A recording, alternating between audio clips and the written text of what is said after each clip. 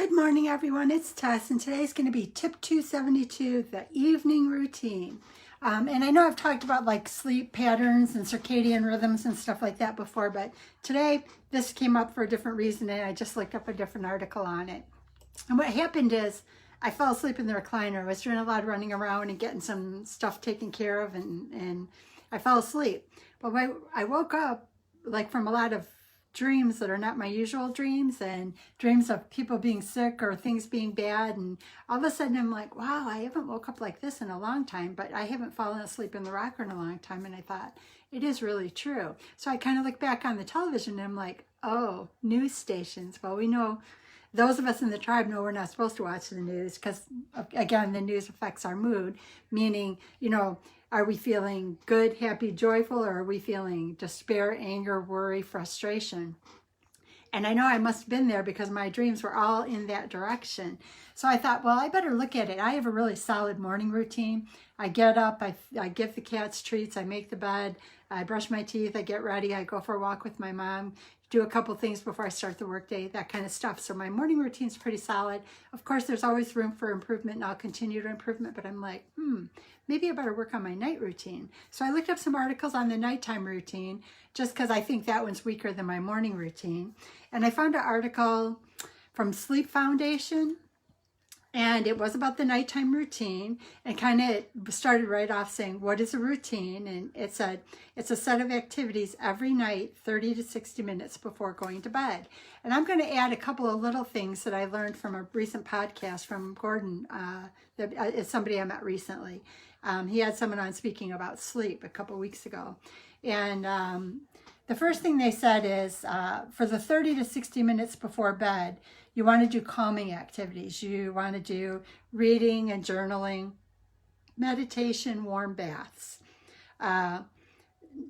Number two, the reason you want to do that is that it helps your brain. When you go to calming activities like reading, journaling, meditation, and a warm bath, when you go to those type of activities, it actually lets your brain know that you're gearing towards sleep. So it kind of tells it to wind down a little bit. The next thing it kind of talked about is reduce late night stress, anxiety, worrisome thoughts, and rumination.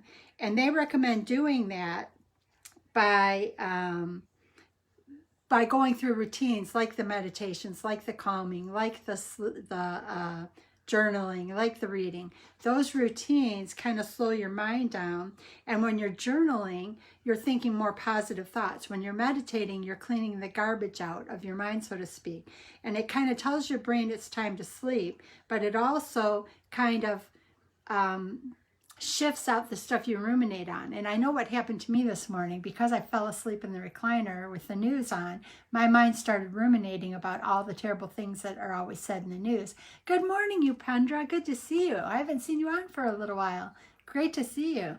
So I decided for me, since I did fall asleep in the recliner yesterday and I woke up really not feeling right this morning, I recognize that I really have to be careful with my night routine. As much as I love my morning routine, I'm sure I will grow to love a night routine. It didn't feel good to wake up with dreams, bad dreams. And when I went back and looked, the news ended up coming on the television, and I'm sure that's what triggered my mind to go to the bad place. So, or the negative place. So again, this Sleep Foundation article that I found talked about that 30 to 60 minutes before bed, calming activities, reading, journaling, warm bath, meditation. Gratitude journaling is always a good thing because it makes you feel good. It makes you go to a place or appreciation. Gratitude, thankfulness or appreciation, another like form of thankfulness.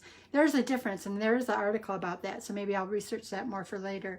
But saying positive thoughts and being grateful for what's around you makes you higher in mood. It makes you higher on the emotional scale, which just means you're in a place of joy, happiness, love. And that place, kind of directing your mind to be there, is kind of where you want to be when you go to bed. We really want our mind to disconnect from all those activities, the negative thoughts. That's why going through this 30 to 60 minute routine is so important, because what it did say is that if you don't break that pattern and make your brain stop, well, hi, John Clark, if you don't make your brain stop going to those negative places before sleep, that is a cause of insomnia. And I'm like, oh, I remember those days and I don't want to go back. Now, there can be other reasons for insomnia, so I don't want to like put a blanket over it, but it can be a cause of it. There are other things I've learned in like some podcasts recently that talked about our sheets and pillows are rough. So another tool that can be helpful for sleeping is like a silk pillow.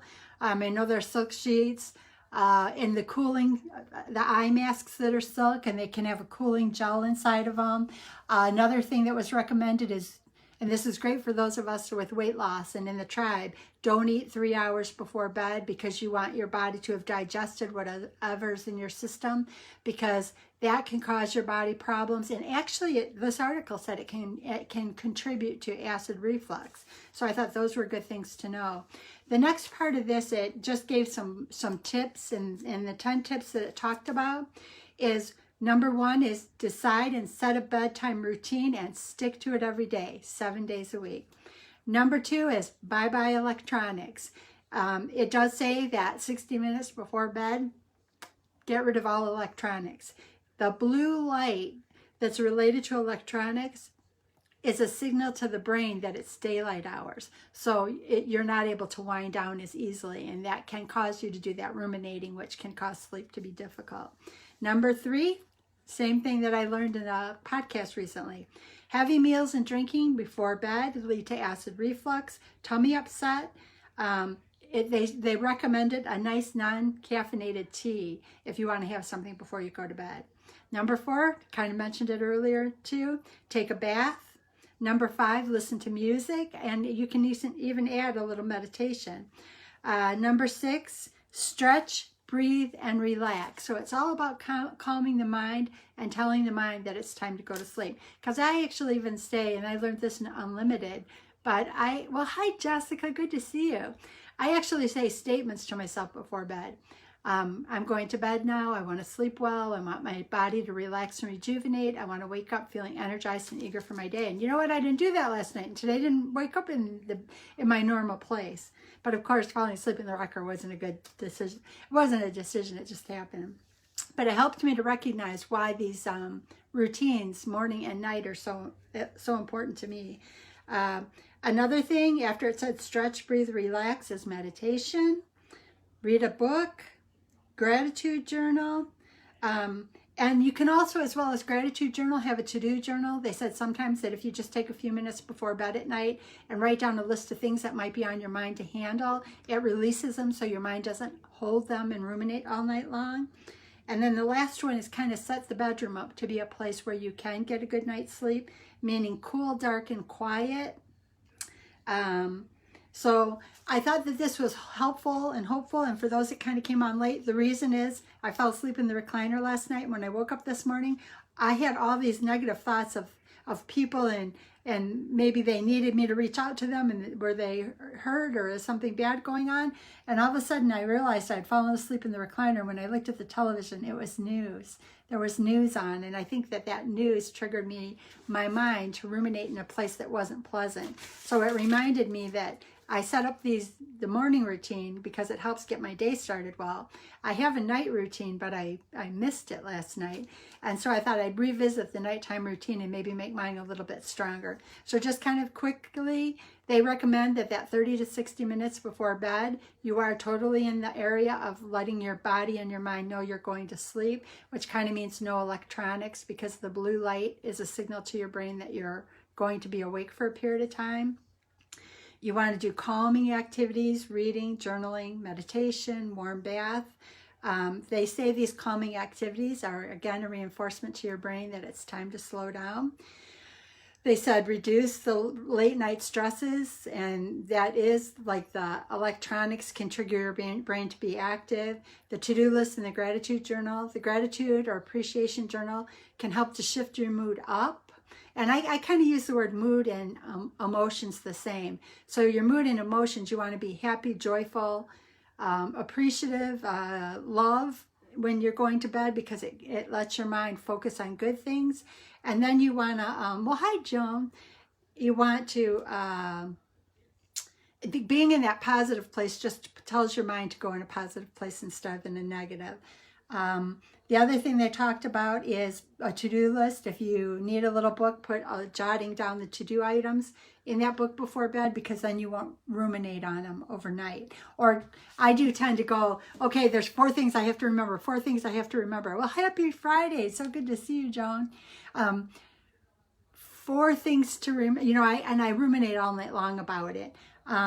So I think that I'm going to strengthen my nighttime routine, and it was a good warning to me today when I woke up not feeling so hot and I realized I fell asleep in the recliner with the TV on the news. So yeah, the doc's right about stay away from the news, because nothing good can come from it. And I think for us here locally, and this is probably part of what kind of triggered me a little bit, is our news will be talking a lot about there was a 9-year-old girl who had a fight with her parents and ran away. And when she ran away, somebody grabbed her and raped her. And she was found walking down the street with a completely nude with a blanket around her. So I think that's probably what happened, is my brain went there, heartbroken for what this girl is going to go through, or that our society's gotten to a point where this stuff's always happened, but the news will tell you about it all the time. So it made me realize that not only do I have a good solid morning routine, but the night routine needs to be solid too.